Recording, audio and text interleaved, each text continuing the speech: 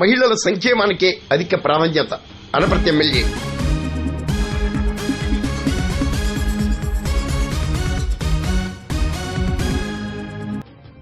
మహిళల సాధికారత, అభివృద్ధి, సంక్షేమాలకే కూటమి ప్రభుత్వం అధిక ప్రాధాన్యత కల్పిస్తున్నట్లు అనపర్తి ఎమ్మెల్యే నల్లమిల్లి రామకృష్ణారెడ్డి అన్నారు.